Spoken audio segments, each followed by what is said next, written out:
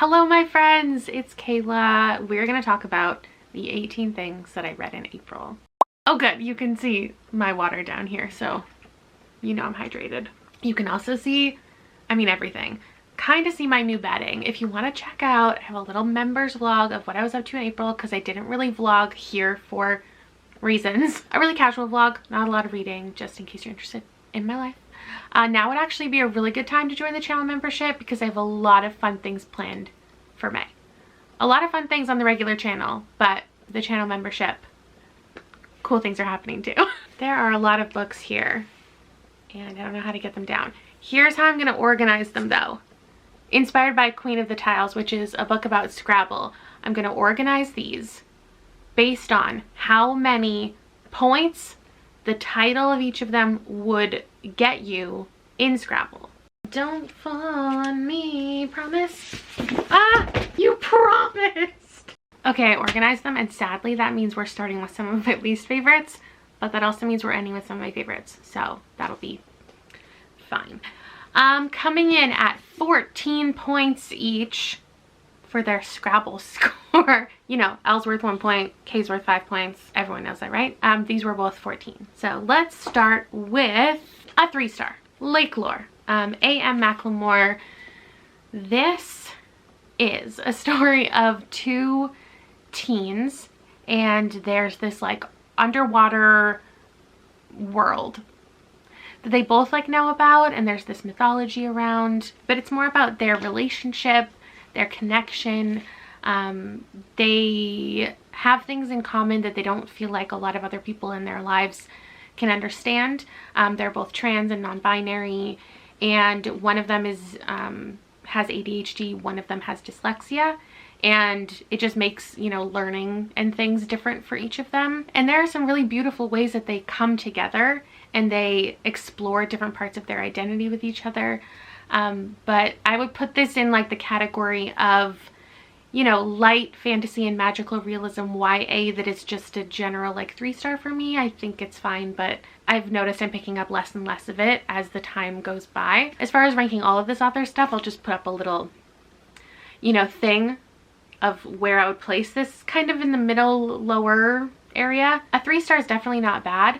I struggled with understanding the functionality of this underwater situation, which is fine because that's not the point. Like, a lot of things are intended to be metaphors and symbolism, but with reading a lot of like the high fantasy that I was checking out this month, I think it led to me especially grasping for a better understanding of like the magic system, which isn't something that I feel like I look for typically. My tastes, they are a-changing. I definitely don't feel anything negative towards this book. I wouldn't want to steer anyone away from it. I feel like it'll be especially impactful for you if you share certain identities, and that representation is obviously an important thing. I would say if you really enjoyed the last couple things that they published, then this might be a win for you. I feel similarly about the next one, Manhunt by Gretchen Felker Martin, which is like important.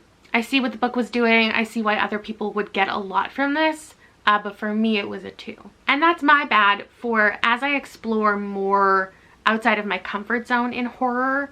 Splatterpunk, not somewhere that I need to be. This is a kind of end of the world scenario. There is a virus related to testosterone. There are like this evil army of TERFs and we're following some trans women as they're like taking down these beasts. It has super compelling characters and I respect the author a lot for the points of view that we're provided. But generally it was just too much for me. It was a little too graphic in the gore itself, the language. It was too erotic for me. And the shitty thing about this is like, this is one of those books that because it's featuring TERFs, the TERFs of Goodreads have found it and are review bombing this book, rating it really low without reading it, misgendering the author, and it sucks. So I hate that I'm potentially contributing to a lower rating. But it was just too fast-paced. Like, a lot was going on. The vibes were good. The tone is accurate. Like, it's what you expect. If you read the first chapter and you're into it, then you're gonna be into it. I learned something about myself and my reading through this process, so that's valuable for me. Next, we're moving on to my next 2 arcs. I was kindly sent some early copies from publishers, and I appreciate it so much. The only arc I enjoyed this month was Queen of the Tiles, so that's why we're going with the organization of this one. Coming in at 14 points as a Scrabble value is An Honest Lie by Taryn Fisher. I feel like I haven't been this disappointed in a thriller in a while. It's just, be nice. It's confusing to me that, like, from such a seasoned author, that this is something that she would come out with. I'm grappling between a 1 and a 2 star right now. This is a cult book, so I do recognize, even though the synopsis does not tell you anything about that, I recognize that it's not for me, so a 2 feels correct because it's on like a similar level that I get what this could do for someone, but not me. So in An Honest Lie, we're following this woman. Actually, no, I'm not going to pitch the synopsis. I'm going to pitch what the actual book is about.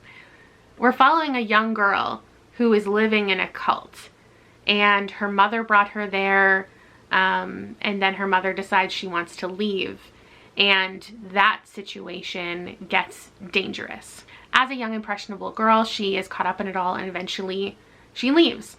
That's the bulk of the book.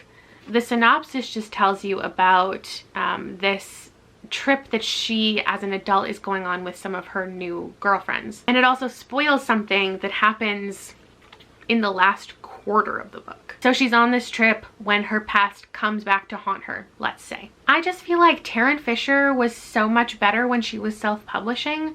I was picking up her stuff before I feel like a lot of people knew about her, and while I didn't always love it, it was, well, I always gave it 4 stars. It was like more experimental, it was grittier, it was interesting. And as she's gone into traditional publishing, like the first book, it was like, okay, like this is fine, this is what she could maybe sell to a publisher. But as she's continuing to publish, I'm like, where is the Taryn Fisher that I know? I would recommend this to people still if it's one of their first couple mystery thriller books. And it definitely picks up in the last third, but in a way that I truly hated. It's just telling a story that's been told 100 times before, and that happens within the genre. There's no new ideas. But I'm not mad at it. I'm just surprised by how painfully basic it was. Then, yeah, we've got Seasonal Fears. And yes, I do want to cry about it. This one would be worth 16 points in Scrabble. And I've been going back and forth between 2 and 3 stars, but removing Middlegame from the scenario altogether and my fond love memories of it, like, it has to get a 2. But with that said, this has many things that I just don't enjoy in a book. Like, this is a road trip. This is hundreds and hundreds of pages on a road trip. It also has this established relationship, which isn't something that I look for in this type of story when I want to care about a relationship. I would definitely fail to explain this plot. I asked you on Instagram if you had any questions, and I will cover some for various books. For this one, it was like, should I read Middlegame before Seasonal Fears?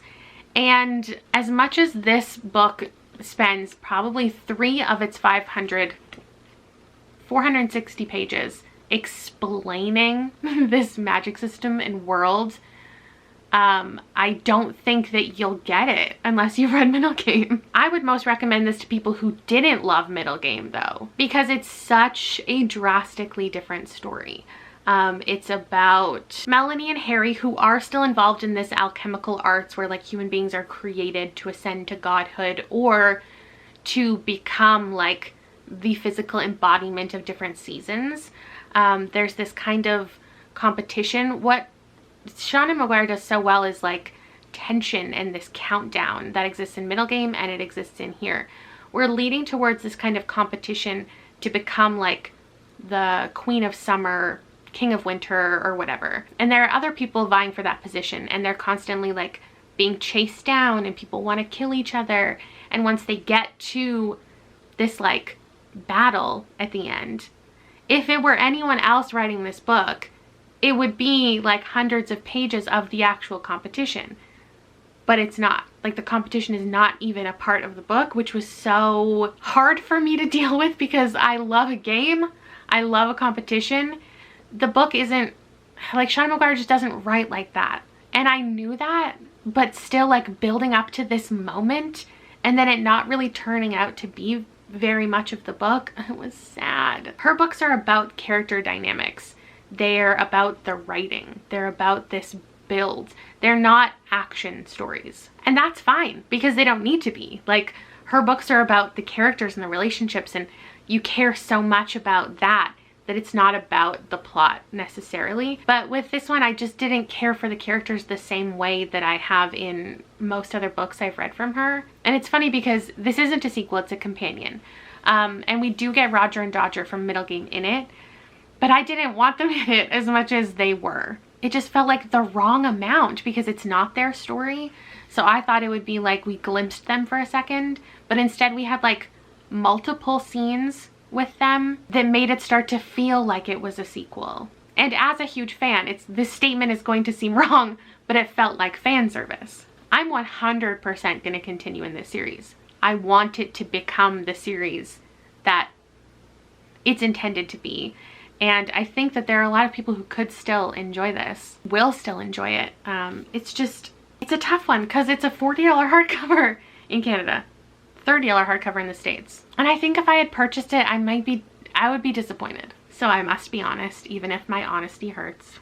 Coming in at 18 points is A Good Marriage by Kimberly McCreight. This is one of the books I did vlog, so you can check it out here where I read 3 thrillers by 3 different authors. This was my favorite of the bunch. It was 4 stars. I try my best to rate books individually and not compare them to others when I'm choosing my rating. But like, this is a book that I look at that makes me want to give this a 1, if that makes sense. Because like, this is such a well-crafted thriller that as I'm reading it, I'm like, oh my gosh, that's amazing. That's amazing. The fact that you just did that, you brought this back, like, smart author, thank you. I just think it's so impressive when you have an author who's writing in this genre who just knows how to lay things out for you to slowly figure out, but also misleads you in the right type of way. So I'll tell you what it's about, I promise. But like, there will be, this is not a scene in the book, okay? But like, there will be a mention of, say, a character with a bloody nose in a scene. And then 100 pages later, there'll be like this mystery of like, oh, there were these 2 kids in a fight at school, but nobody knows who those 2 kids are. And in your head as the reader, you're like, oh, well, obviously I figured it out because there was that kid who had a bloody nose and we never heard about that kid again. But then 200 pages later, we'll find out that that kid with the bloody nose got a bloody nose because they ran into the glass door that murdered the shopkeeper down the street. But you weren't thinking that they were going to be tied together because she left all these clues to lead you in a completely different direction that's not connected. That's the type of thing that Kimberly McCreight constantly pulls off, and it's so impressive. So then when I was reading Tarryn Fisher, because this is the last thing I read this month, she will do the same thing. She will leave little clues. Like, say, this isn't it, but there are 2 characters who are redheads. And they're the only characters in the whole book who even get their hair described. And so in your mind, you're like, okay, well, these characters are going to end up being related at the end. Ooh, I'm so smart. But then not only is that not it, like, that's fine that that's not it, but then it's not just not it, it's nothing. Like, it's never mentioned again. It doesn't mean something else. And so it feels intentional, but it also feels lazy. A Good Marriage is about this woman. She is, oh, I'm forgetting now, like a lawyer, a paralegal, and she gets a call one day to represent one of her old friends who's being accused of murdering his wife. And he's like, I did not do it. I can prove it.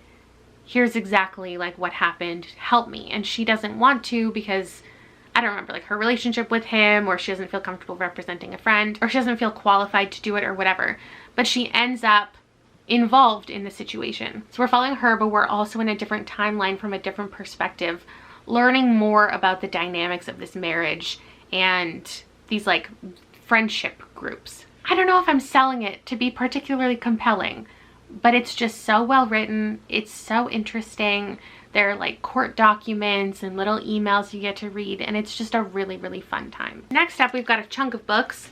that would come in at 24 points. So actually, let's talk about All Her Little Secrets by Wanda M. Morris, because this is similarly following a lawyer, and I also gave it 4 stars. So we've got this woman named Elise, and one day she goes to work and her boss that she was sleeping with is dead at his desk. And instead of like calling for help or doing anything, she just leaves. And what happens next is she ends up getting like immediately promoted into his position.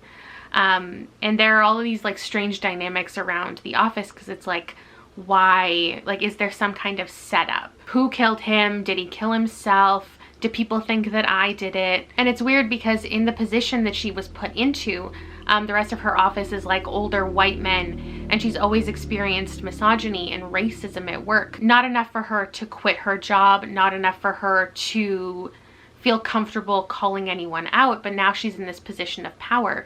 But she's still experiencing the same things, but now she feels like she has the opportunity to kind of change the work dynamics. So there's all this interesting commentary, but at the same time, there's this big mystery because she might know some people who are involved. I like books that are detective-y, but not from a professional detective.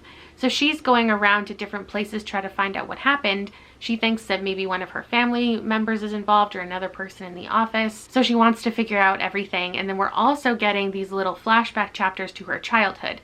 And the reason that she's not willing to put herself into certain positions in the workplace or in this investigation is because she's hiding certain things from her past. This was the perfect pace for me. I loved both timelines equally, which isn't always the case. So I really recommend this. This is the Literally Dead Book Club pick, and you can go check out the live show. The only thing I struggled with this, I would say the 4 star instead of a 5, is like I struggle a little bit with motivation, which is also true for the next book, Tripping Arcadia by Kit Mayquist.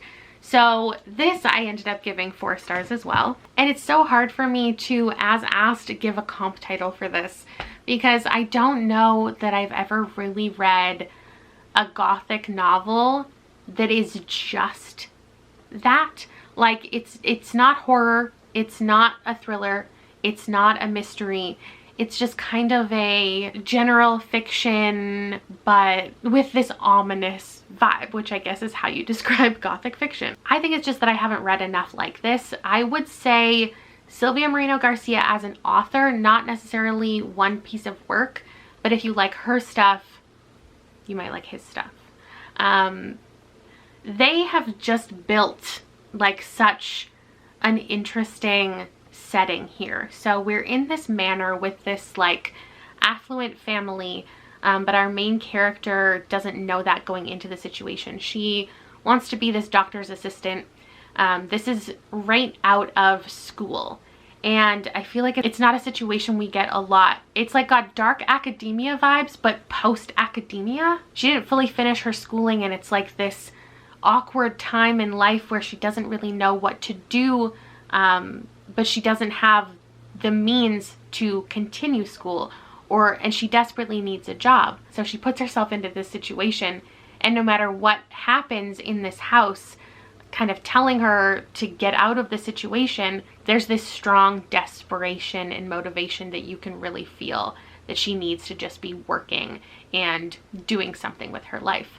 Where it lost me with motivation is she kind of ends up going on a revenge mission that I think happened a little too fast. Basically, there are some family members in this house who seem to be sick, and she's caring for them.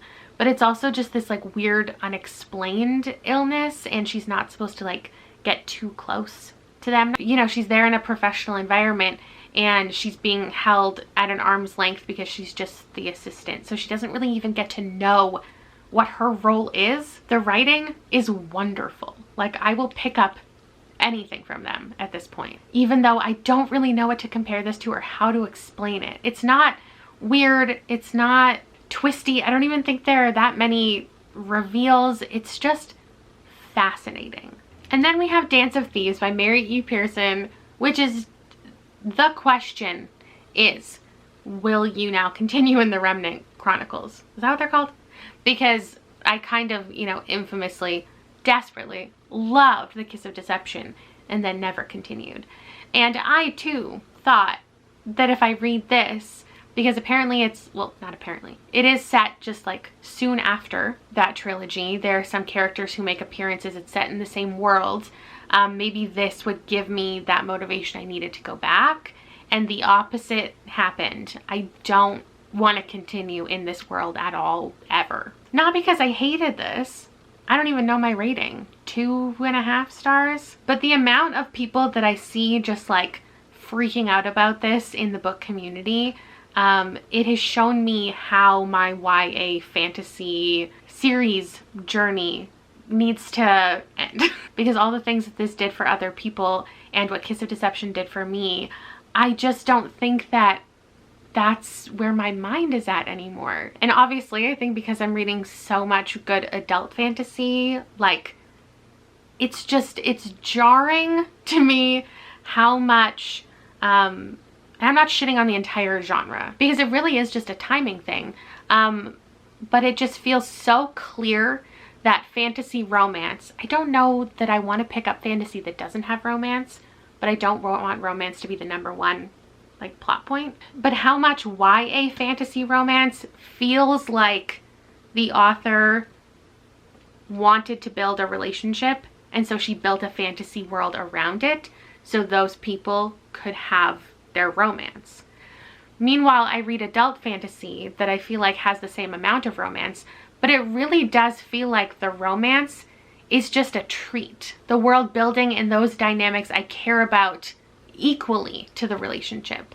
While in something like Dance of Thieves, it's like if you don't care about the relationship, there's nothing else. And I feel the same about the Kiss of Deception, because when I think back on it, like I don't even know the plot of that besides the romance. In this book, we're following Cassie and Jace. Cassie is like a thief. She is the queen's guard. She's part of this group, and she's in charge of like arresting people, people who are involved in like treaty violations. There's land borders and things, and she ends up being captured along with the guy from this like mafia type family, who she's meant to be arresting. But instead they just like hang out together for the whole book, and they have like a relationship of, you know, why not? Like, we're already stuck here together, we're literally chained together, like let's just kiss. It was fine. Like the first third of this and their initial meeting and everything, it was fun.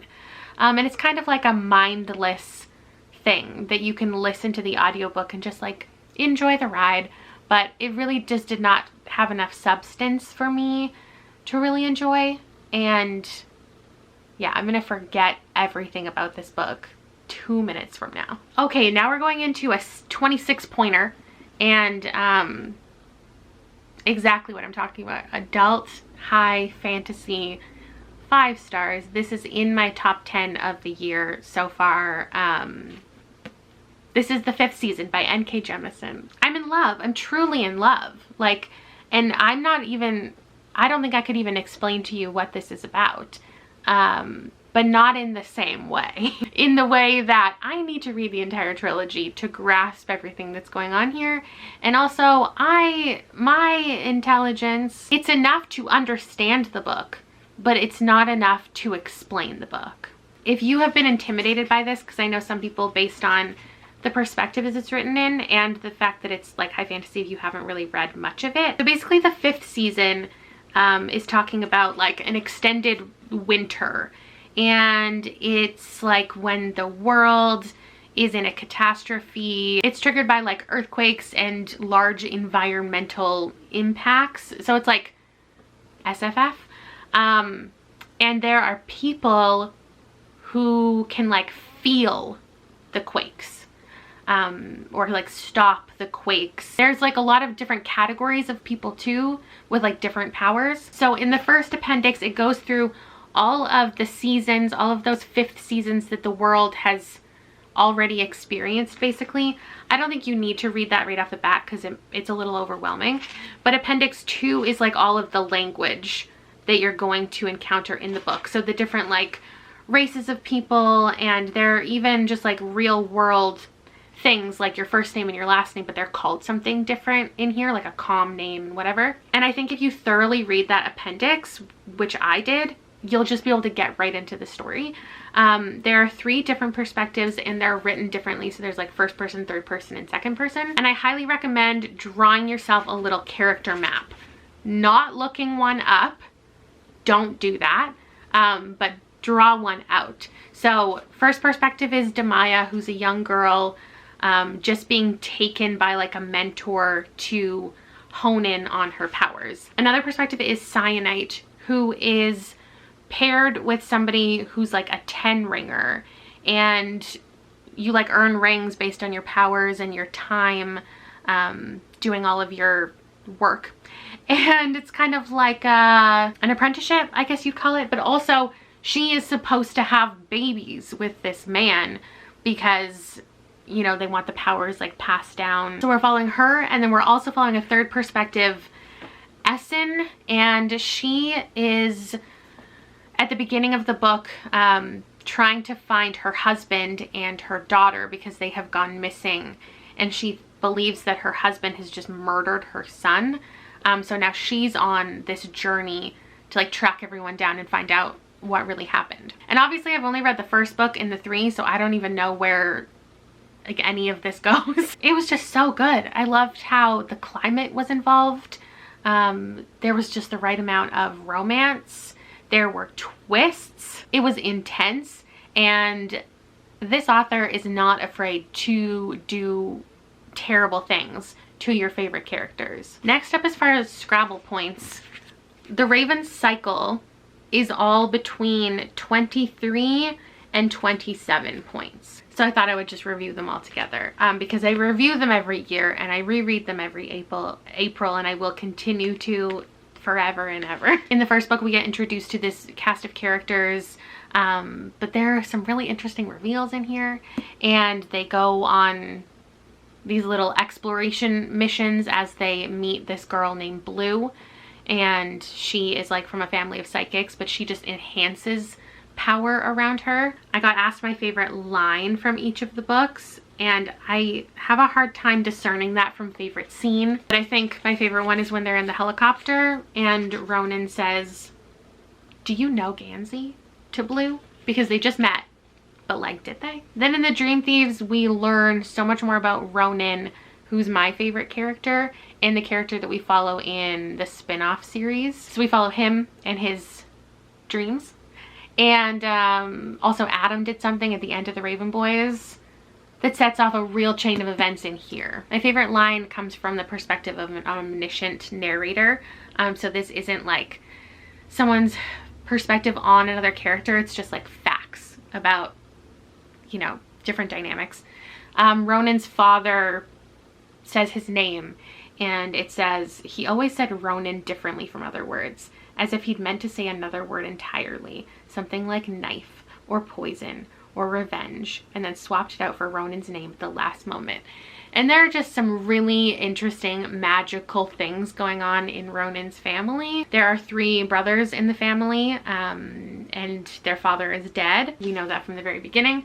One of his brothers' name is Declan, and then it says, when Niall said Declan, it always sounded like he meant to say Declan. And I'm sure that means nothing to anybody who hasn't read it, but it just really, the vibes. Then we've got Blue Lily, Lily Blue, where a lot of relationships between the group are changing and being explored, and it's just beautiful and soft. But also I think this is the one where they go into a cave, and that's one of my favorite scenes of all time. Oh, and the boys start to learn more about certain curses and things going on with Blue.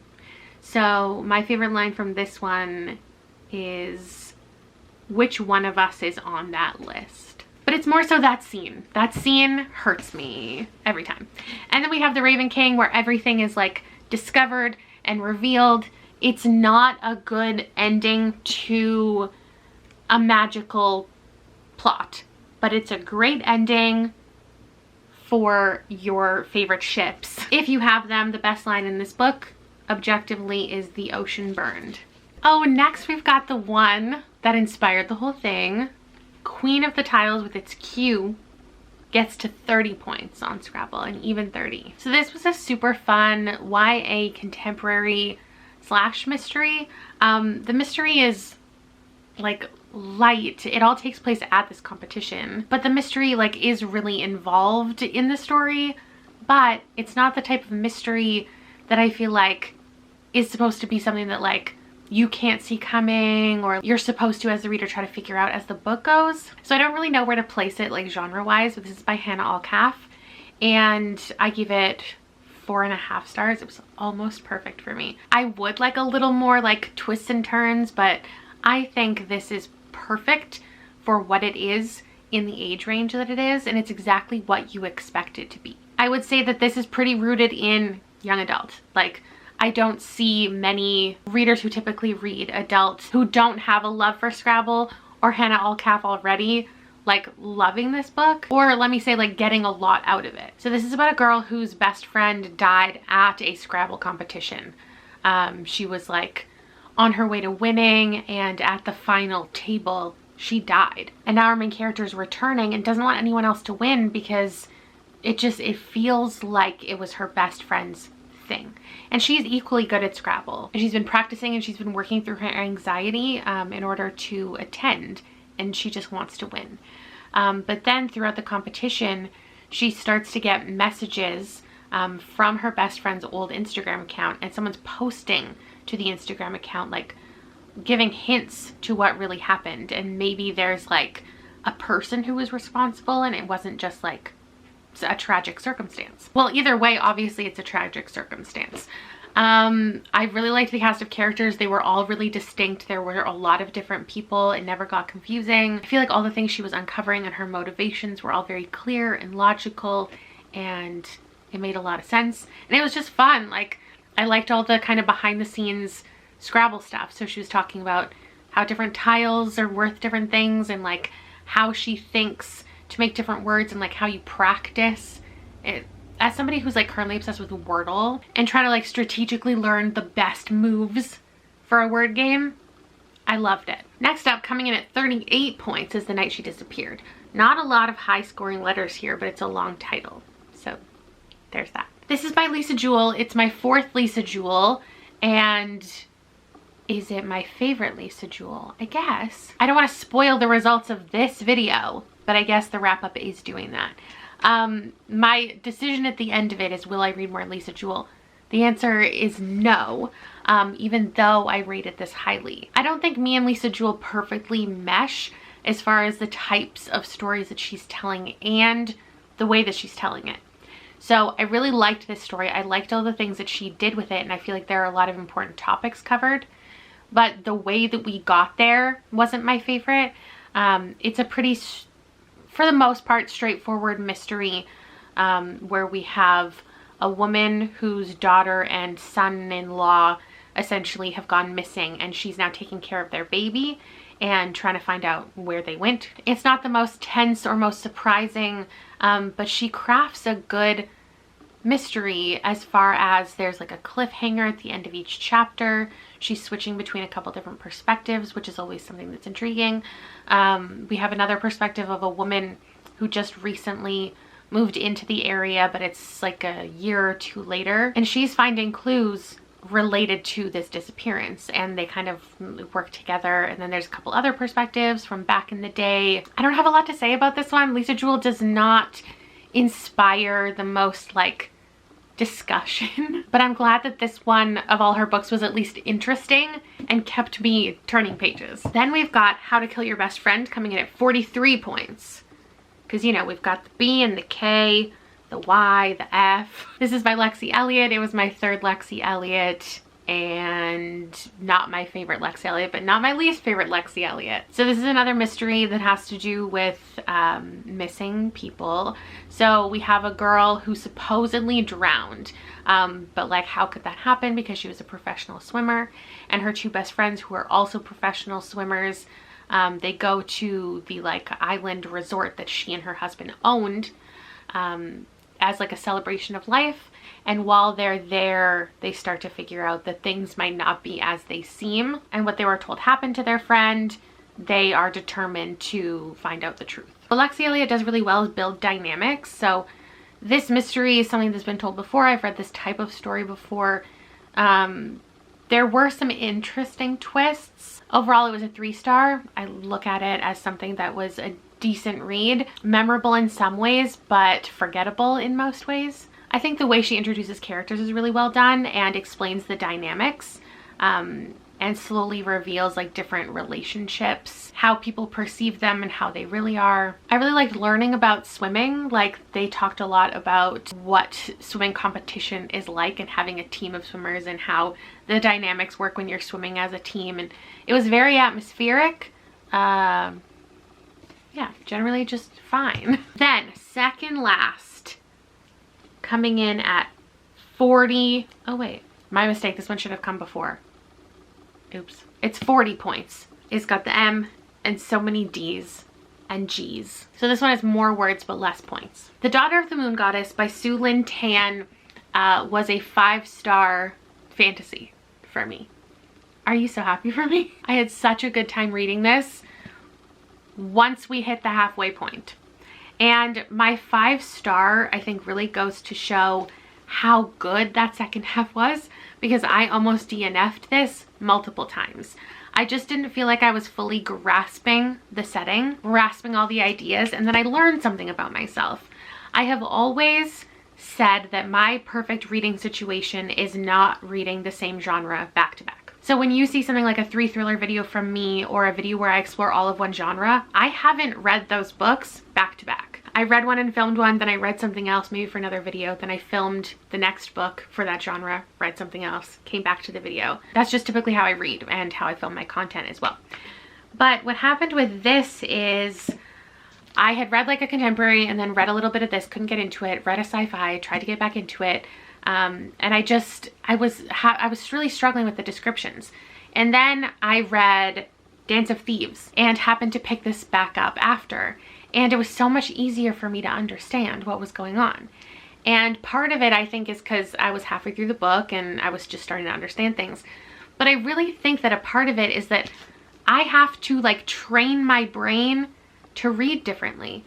Because when I'm reading a contemporary, not that it's mindless, because I am reading it with my whole brain and I'm paying attention and everything, but it's more mindless. I don't have to think about what's going on and trying to understand what's going on. And I actually think that I can attribute a lot of my enjoyment of the 5th season, not as a book, but the experience, because I read it immediately after Daughter of the Moon Goddess. And I was already in a state where I knew I had to like pay attention, and I was used to the idea of all of these different like magic systems and casts and things that I had to learn. So I know that this is getting a ton of mixed reviews, but what I would say is if you struggled through the first chunk as well, and maybe you DNF'd it, because I've seen a lot of DNFs, I really would encourage you to continue, because it gets so good. And this is exactly what people say, a perfect transition from YA to adult fantasy. If you're struggling a little bit in YA fantasy and enjoying it, and you feel like you're on a transition